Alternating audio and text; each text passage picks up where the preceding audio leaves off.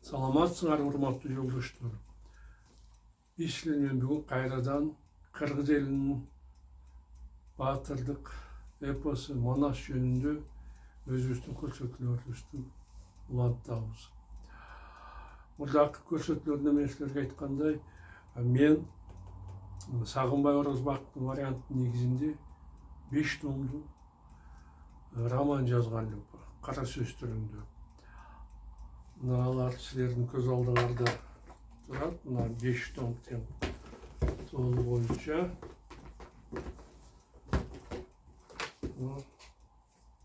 5 томдук роман. Булардын баары мен Кыргыз Республикасынын Билим берүү Академиясы тарабынан текшерүүдөн өткөзүп, аны Кыргыз адабияты программасына коштурганмын. Ал мен 5 томдугун Манас эпосун окууда кошумча окуу куралы катары сунушталган. Өзүмдүн чыгармамды мен дагы мындан ары кеңири жайылтуу үчүн аны орус тилине да которгонмун. Аны которуп туруп, атайын интернет сайты ачып, eposmanas.com деп ошол жерге 2 тилдеги тең романымды электрондук вариантты сатыкка койгонмун. Мындан тышкары кимде ким кааласа, менин көрсөтүүлөрүмдү Facebook'тан, Twitter'ден, Одноклассники, Telegram, Instagram'дардан дагы көрсө болот. Мен өзүмдүн орус тилдүү көрсөтүүлөрүмдү YouTube'да азыр дүйнөнүн 112 тилиндеги субтитрлер менен коштоп жатам. Башкача айтканда, азыр менин жазган романым жөнүндө, биздин Манас баатырдык эпосу жөнүндө дүйнөнүн кайсы бөлүгүндө болбосун каалоочулар өзүнүн тилинде окуп таанышууга мүмкүнчүлүк бар. Мындан тышкары мен мектеп окуучуларына бул романды жана эпосту өздөшүрүү оңойтуураак болсун үчүн мындай 8-11 класстар үчүн атайын жумушчу дептерин чыгардым. Жана бул жумушчу дептер дагы Кыргыз Билим берүү Академиясы тарабынан орто мектептер үчүн сунушталган. Мына мен кыскача айтайын дегеним ушул. Эми болсо мен өзүмдүн романымды окууну улантсам.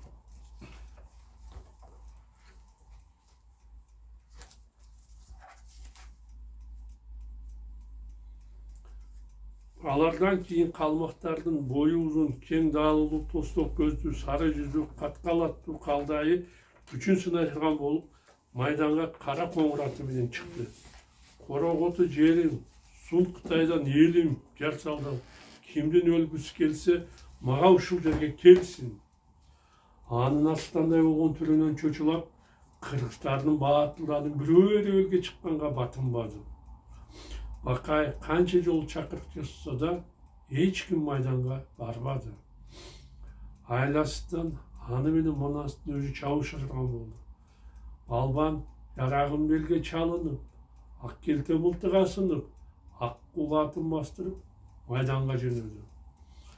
Анын келе жатканын көргөн каткал шашкалактап, жүрөгү уйгу-туйгу болуп, эмнегедир апкары түштү.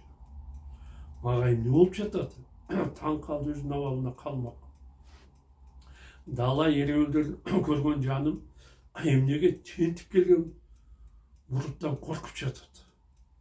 Балким мен аны жеңе албай, талпагым ташка жайылбасын. Жаман жоромолдордон сана аркаган калмак, душмандын жакындап келүүсүн күтүп турбастан, алыстан керилип туруп ага жаа тартты. Манас калканын туса койгондо окчар айнага чагылып, ак күбө тоңго токтолду.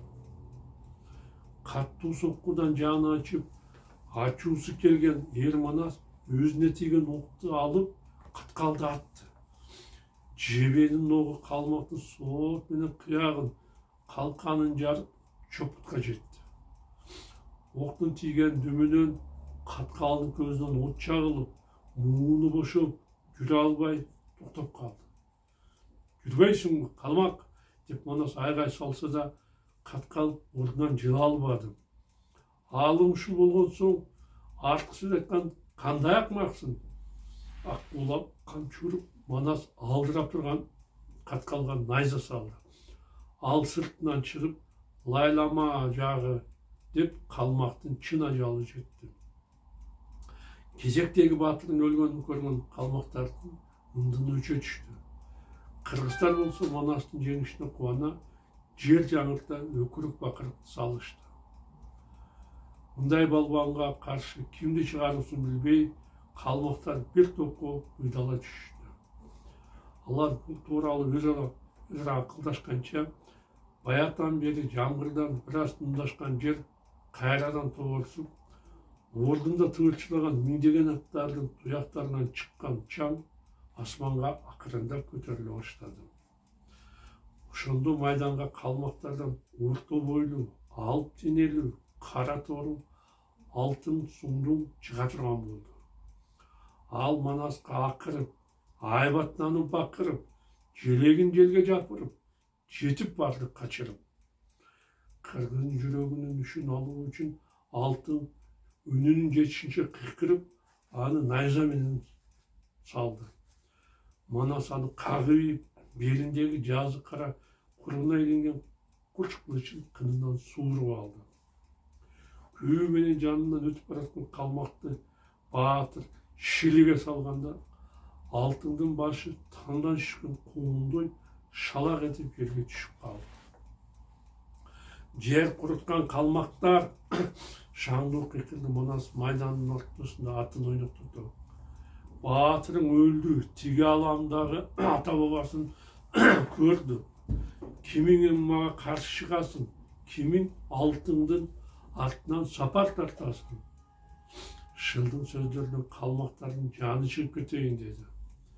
Біраз кеңешкенден кейін алар майданға ұзын бойлы, қара қаш, қара көз, бапайған салып қалшан, алып денелі, сары жүзді Қуан батырлы жөне түсті. Азыр майданға шығып, елдемсінген Манастың өтін жара сал, бұйрық берді Орғоқан. Анын башын кесіп, алып кел. Мен андан қымыз жетілған идиш жасатып алам. Жарайды қаным, шайды жауап берді Қуан. Аш қиқырықты салып, майданға атымен атылып шыққан қалмақты Манас сынай қарады. Бұл батыр күшті неме оқшайды, Божамолды дал. Көрбейсің, асмандағы айды жұлып ала тұрғандай болып, шамынып жатқан. Жебетесіне қарағанда, найза салбай, күрсімен ұрыша тұрғандай түрі бар. Ошондықтан арқандай қоқыстықтарға даяр болу керек. Мұны өте атақты батыр деп көп ұққанмын. Манас ойлағандай Қуан найзамен сайғаннан баш тартты. Өзінен бұрда ереуілге шыққандардың кейіші тағдырын көріп, Таймаштың бұл түрінен Қырғыздың балуанына ешкім тең келе албай тұрғандығын ал жақсы түсінді. Мен мұны найза емес, күрсімен чағап көрейін, ойланды қалмақ. Бәлкім бақтым ашылып, аны ұшылықмаменен жеңіп алаттар бұл. Қуан күрсісін көйлеп, күптелер қырғызды баштан ары салғанда, сақ тұрған Манас башына қалқанды жапты. Соққы аяғы қатты тиіп, қалқандың шырқаған шірейіндісі тұш-тұшқа жауылды. Ачусы келген Манас жалданып, Қуанды жақасынан қармап, қолындағы күрсін жұлып алды. Чабыш андай емес, мұндай болып деп батыр күрсіменен күшінің барынша шапқанда, Қуан күл-күл болып, тіл тартпай аманатын Құдайға тапшырды. Ошондон кейін қалмақтардың жүрегі бір ұтылы түсті. Манасты ешкім жеңе албай тұрғандығынан алардың бірі бара албады жекеге, шыға албады чекеге. Ереуілге башқа ешкім шықпай қойғандықтан Орғоқан, Чулу, Луғы баштаған Қалмақтардың 300 әскери қырғыздарға қарсы ат қойғанда мылтықтың оғы чағылды. Доғылдың бары қағылды. Асман менен жердің арасын көз айныған чаң басты. Жебенің оғы қырқырап, қан төгілді шырқырап. Екі қол тең жеңілуіні қалыбай, туыларын түбіне тұрышып, ач бөрідей жұлышып, арманы жоқ ұрышты. Қолы сынып, анысы салаңдағандар, бұты сынып, чолоңдағандар, көзі шығып, көре албай олоңдағандар, уақыт өткен сайын көйгөнден көйді. Қытай, Қырғыз, екі жұрт қырылышқан ел болды. Қызыл қан ағып сел болды. Суық қосылып сұйылды. Кең дария кер-көлге аскердің қаны құйылды. Аламан қатты ұрышта Ойон Манас менен Оргоқан бетме-бет жолығып, бірнеше жол найзалап сайышып, қылыштап чабышып, күрсіменен салышты. Ақырында Манас аттың үстіне отырған Оргоханды белінен көтеріп, аттан суырып алып, жерге жалпайта чапқанда, қалмақтың башы ташқа тиіп, мүлк кетті. Ештектің жаңғыртысы ереуілді ер кейменді жеңіп, Бақай хан Илебинді өлтіргенде, қандатынан айырылған қалмақтар көз байланған кеште, күн батар кезде ат суырусын салып, қарсылық көрсеткенге қайраты жетпей, Оргохандың Мағрубтал қаласына жапырылып жөнеді. Қошқа келгенден кейін жарадарлары жараптың орнын ұшып, қалғандары ұрышқа минген аттарын таң ашырып суытып, қан болған тондарын жуышып, шаршағандан созылып қалышты. Ертесі күні таң атқанда қалмақтарға соғысынан жарадарлар көп екен, қайрадан соғысқа шықса, толығы бойдан құрбан болып отырғандығы ашық айқын болды. Мұны кешелі аңдап düşünген кейбір есту аскерлер түні бойы тоғыны көзде қачып тұр. Қалған жауынгерлер жандарынан үмітін үзіп, бет-бетінен тарады. Жаман жақшы деместен жан аманын қарады. Аскерлік тос-тос болған соң, қарапайым халықтың қашқандан башқа шарасы қалбай, ойға тарап, ең қалды тамдары, еңгіреді қалғаны. Оргохандың аялы, орта бойлы, қара чашту, Ақшымал Санамгүл да қалмақтардың жеңілгендігін түсінді.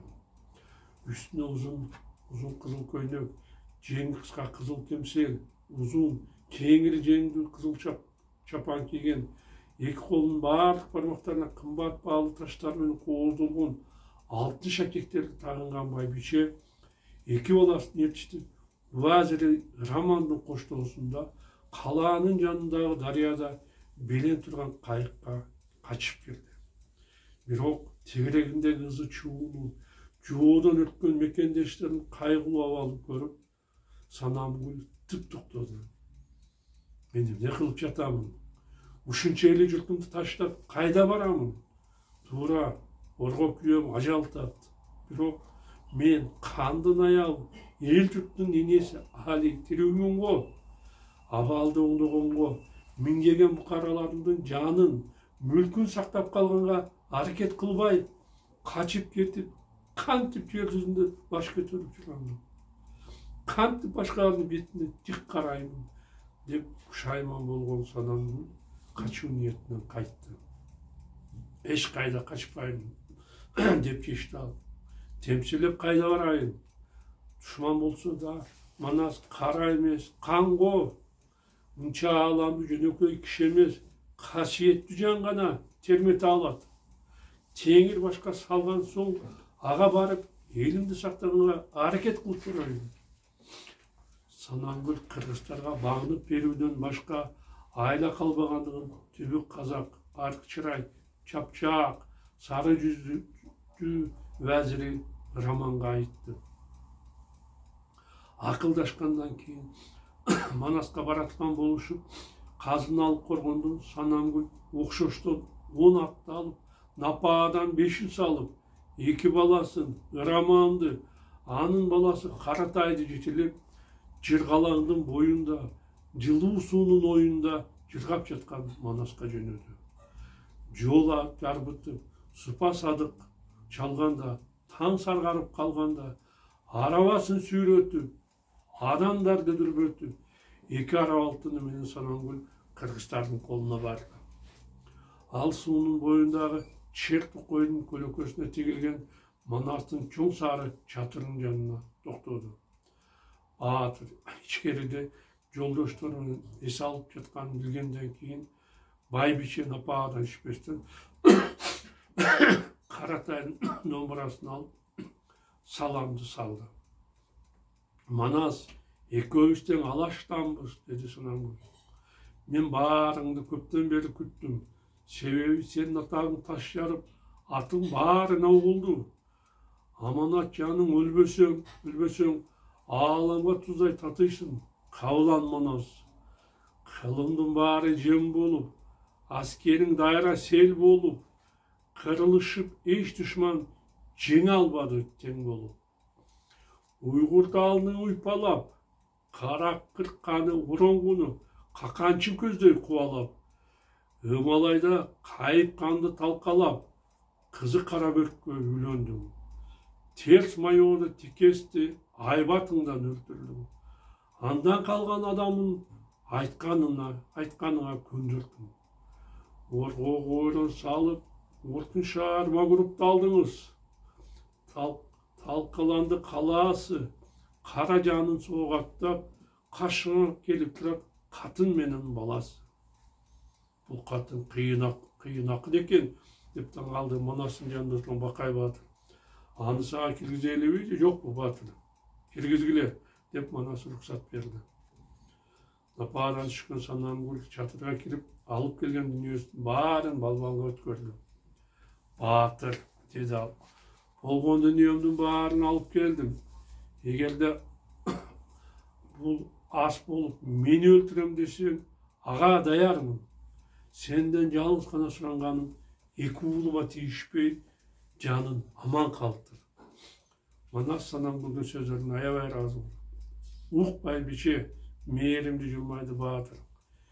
Бири өлтүрмөк, бири өлмөк бабабыздын жолу экен.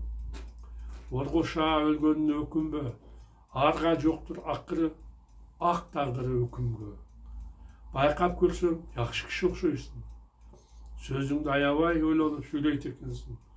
Ошондуктан балдарыңдын өмүрүн сага тартуу кылып, күнөөсүн кечтим. Кааласаң аларды алып, калааңа кете берсең болот. Чоң рахмат баатыр, жашып кетти сүйүнгөнүн Санамгүл. Жакшылыгыңды өлгөнчө унутпай, кандай кызматың бар болсо, аткарганга даярмын. Сенден азырынча эч кандай кызматтын кереги жок. Менде бир гана өтүнүч бар. Айта бериңиз баатыр, таажым кылды Санамгүл. Жаныңызда жүргөн бала мага жагып калды. Анын акылынын даанасы атпай журтка көрүндү. Эгерде сиз кеп келсе, ушул баланы таштап кеттиңиз. Ал бизге эртели кеч эрмек болуп жүрсүн. Бул Уазир Рамандын баласы Каратай, жооп берди Санамгүл. Бала ушагып калган болсо, аны калтырганга макулбуз. Каратайды келечекте 40 чороонун бири Рамандын ырчы уулун Манаска таштап, кыргыздардан запкы көрбөй, оңой олтон кутулганда сүйүнгөн Санамгүл менен Раман журтуна кайтып кетишти. Ошондон кийин Манас ногойдон калган кызылтуу аба жарган зучуу менен Оргонун шаарына барды. Калаада жалгыз жан калбай, заңгырап сарай үй, жыйылуу бойдон жүк, жайыкта малы шык калыптыр. Сун Кытайдын элдери өрттөп ийип калаасын, өзү өлтүрүп баласын, күйгүзүп ийип тандарын, өчүрүп ийип шамдарын, өлтүрүп кемпир чалдарын, өңүрө качып балдарын далаага качыптыр. Орго хандын ордосуна барган кыргыздарды Санамгүл кулду куруп, кол созуп, астынан басып, жол тосуп, сипилдеп капка ачтырып, астына жубарчы ачтырып, баркөө тигип чатырды, баштады Манас баатырды. Эс алып жайлангандан кийин Манас Оргонун казынасын ачтырып, агар алтын, ак күмүштү карып бишкин алсын деп баарысын көчөгө чачтырды. Ат өркүтүп 6 күн жаткандан кийин баатыр той баштап 900 очок койдуруп 900 бие сойдуруп аскердеги аш арыкты аппак майга тойдурду. Колунун баарын ыраазы кылып 15 күн демалдыртып баатырлар менен кеңешип эмдиги жорук Акынбешов пашага каршы жасайтылган болуп Манас аскерин 3кө бөлүүгө чечим кабыл алды.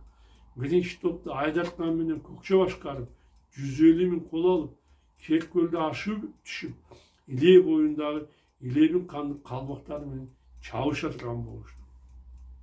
Экинчи топту башкарган Үрбү да 150 миң кол менен кеминдеги Кеймен шаанын калмактарын чаба турган болду.